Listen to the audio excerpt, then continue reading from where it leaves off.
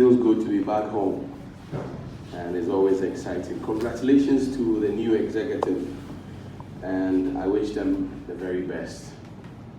So I'll stand on existing protocols to say that today is a big day, particularly because I've known Tutu for quite some time, and Naki as well as a couple of you.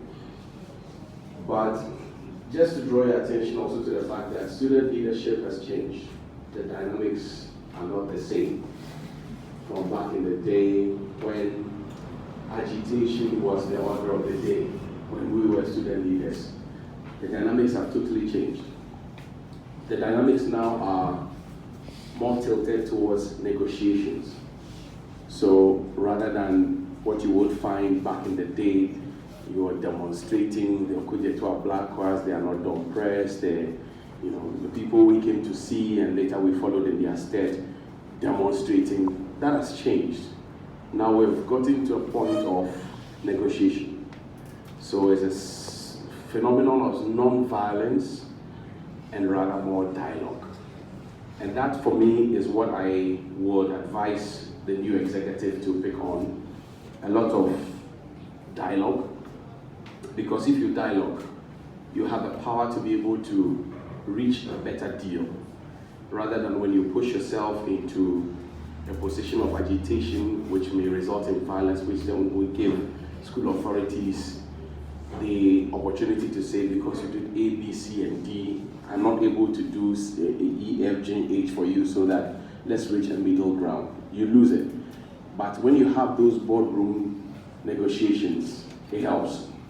The second thing I'd like us to focus on is that the executives might recognize that there is a task, and a task that has been bestowed upon them by the students of GIJ. They saw others, but they decided to choose you, and they chose you for a particular reason, because they believe that you can deliver the public good. And in delivering the public good, I'm sure you made promises to them at the elections, and you campaigned vehemently on those ones, for which reason they decided that you were the ones they wanted. Now you have power. You have access to their dues. You have access to their ears. You have an opportunity to be at the General Assembly, to be a Central Committee, and all those other structures that have been put together by the SRC. The key thing is for you not to lose your eye on the ball. Because the difficult thing is you're managing your own academic affairs, your private life, and your life in the public eye, and as a student leader or student leaders. You are juggling 4 or 5 things at the same time. You do not want to lose a focus on your GPA. You do not want to lose a focus on why you were elected. You do not want to lose a focus on your personal life. And you do not want to lose the trust of the students who gave you their mandate. And you also want to maintain a very good relationship with those in authority, because I told you negotiation is most important. Now, it will take a lot of multitasking to be able to achieve this. But once you are able to manage your time appropriately, once you're able to maintain your confidence and poise, once you're able to dedicate your time, be committed, and you demonstrate competence at every single time, you will succeed. And that's where teamwork comes in, where everybody plays their part. The Women's Commissioner knows her job.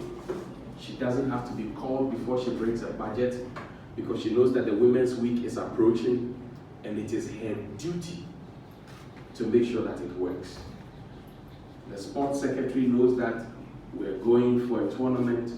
It is his duty or her duty to make sure it's done. The local NUCS president knows that we are going for a NUCS Congress. It is your duty. Local GAPS president, it is your duty. You must not lose sight of the fact that it is your duty, because what you all are all aiming for a degree, but you're also trying to garner some experience and expertise while you're working for your degree, and you're also trying to start up your service. to mankind. This is pure missionary work. So if you don't collectively take sustenance in your diversity, you will lose the plot.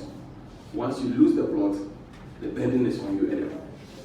That under Edem's mandate, you failed.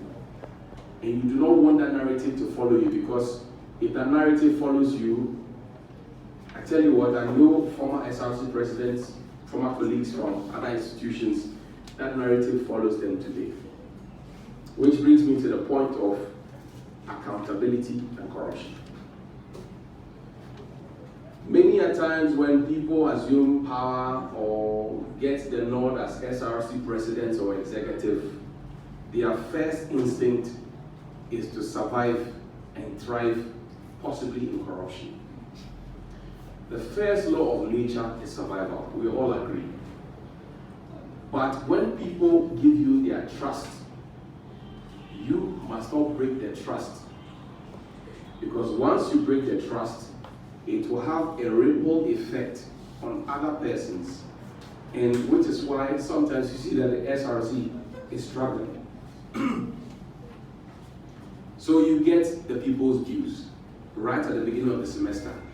They pay it mandatorily, like they will pay their Senate contributions. Once you hold their monies and you tell them you're going to do A, B, C, and D, and the General Assembly gives you approval, you must, between you and your God, deliver. So that we do not want to hear a situation where everybody says you are being corrupt, you are building whatever, you are putting together, you want to buy a pass, all of those things, and people can't find the thing that you are talking about. You have spent the money. There's no dignity in that. We talk about national corruption. And corruption comes in many different forms. And usually student leadership is the stepping stone. If you ever see a corrupt politician at the top, they started when they were students. I'm not joking, I engage them. If you ever see a corrupt politician at the top, they didn't start when they got to the top. They started nurturing it at the very bottom. They knew how to put wrong figures out in the budget and to slash the figures after GAs. And so GA says, buy every member of the SRC for the Aquaba night 5 cedis worth of pie. They take the money and they go buy 2 cedi 50 pesos pie. And they bring it smiling. They take monies and they say, we are taking you on a road trip. And then the bus they bring you, the air condition is not functioning, but they are taking money. It is ungodly. You didn't take this position to enrich yourselves. You took this position, and anybody who has been in a student leadership position will tell you the kind of prestige that comes with it when you mention that you're being a student leader. I am proud to have been a former student leader, and wherever I mention it, it takes me places. And moderating even meetings, general meetings, somebody is being boisterous at the back, belligerent, point of order, point of information, point of correction, we are railroading the process, there's a memorandum that's been filed, a petition here and there. All of those things toughen you. And which is why when some people come on my show and they want to ruffle feathers, I look at them, because I've seen worse than what they're doing. I've seen people carry chairs and fly it towards where I was sitting as chairman of meeting. So when asked for shouting, I can let you shout, but when you finish, you answer the question. So keep your eye on the ball. Maybe the last thing I'll talk about is the fact that as student leaders, you must strive to leave a legacy. Talk about the Noah Nuchuga legacy of a school bus. After Noah Nuchuga, all the other presidents that came, regrettably, did not leave a legacy, because producing lapel pins is not a legacy. That one, I'm sure if I find a level 100 student and connect them to some producer in China, they can bring the pins tomorrow. So producing lapel pins and necktie or school cloth is not a legacy. A legacy must go beyond. And we must stop behaving like Ghanaian politicians, where when we say legacy, they're looking at brick and mortar, building small public toilets, 6-seater public toilets, and going to tax reading for it. It's so inhumane.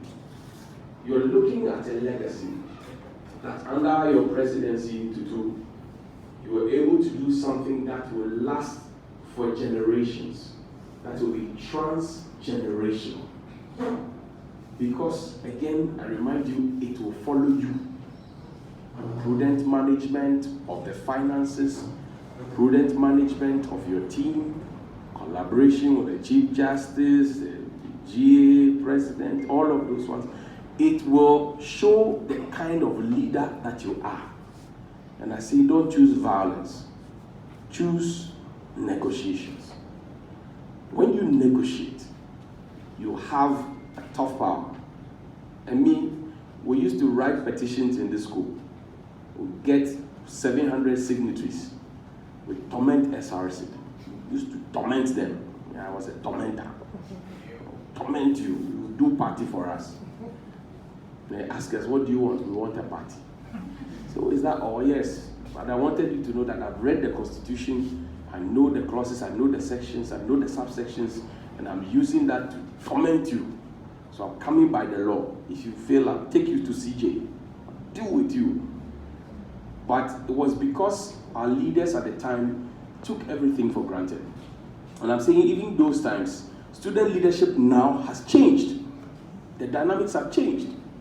And if you tell people you are leading them, they must feel that you are leading them. Because a good leader can take people where they want to go. But a great leader should take the people where they ought to go. A good leader can take the people, say, oh, I want to go to Sajuna. Then you gather them, you take them to Sajuna. Oh, want to go to Sajuna? No, let's go to White Sands. Because you are the leader.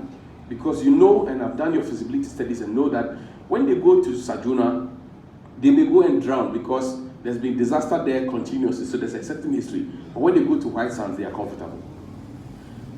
And may it not be that the central focus of your recreational trips is sex, alcohol, and nonsense.